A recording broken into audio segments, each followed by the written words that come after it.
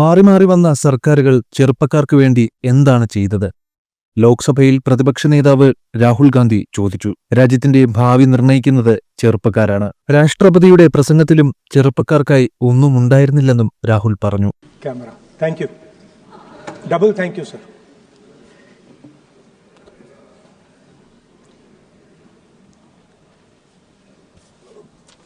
I heard the President's address. I sat there with Kharge ji and I listened to it. And I must say,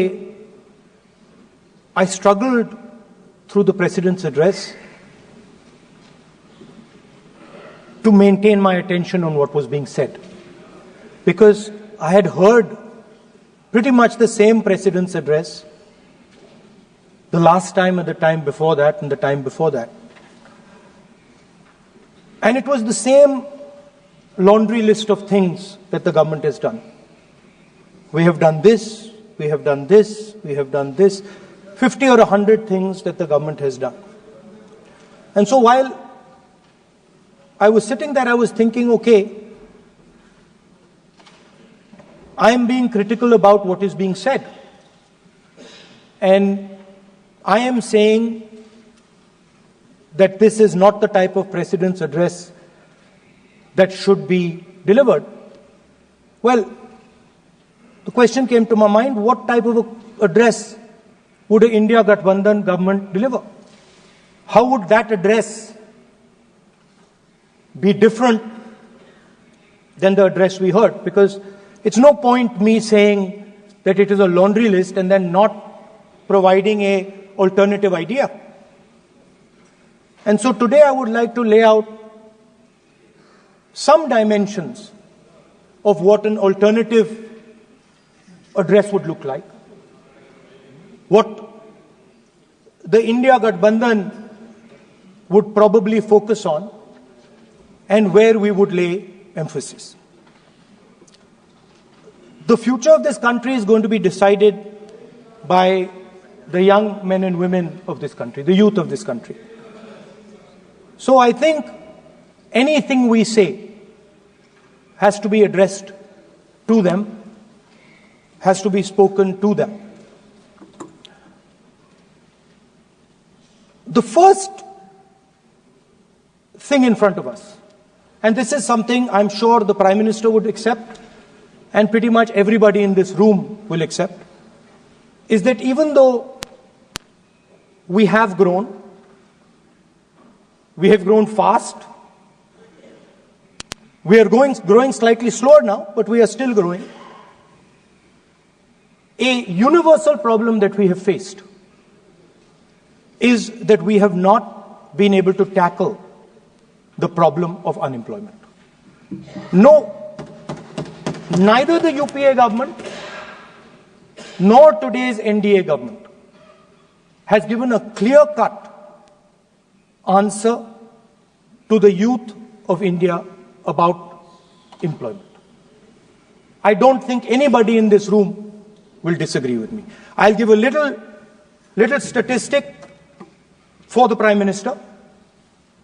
The Prime Minister, something I would agree with directionally. The Prime Minister proposed the Make in India program. I think a good idea. We saw the statues, we saw the functions, we saw the so-called investment, and the result is right in front of me. Manufacturing fell from 15.3% of GDP in 2014 to 12.6% of GDP today. That is the lowest share of manufacturing in 60 years. I'm not even blaming the Prime Minister, because I think it would not be fair to say he didn't try. I could say that the Prime Minister tried, and I think conceptually Make in India was a good idea, but it's pretty clear that he failed. Because manufacturing went from 15.3% of GDP to 12.6%. So the first question that any alternative vision would answer to the youngsters of our country is, okay, what and how are we going to solve this problem of employment? Any country basically organizes two things. You can organize consumption, and then you can organize production. Modern way of saying organizing consumption is services. Modern way of saying organizing production is manufacturing.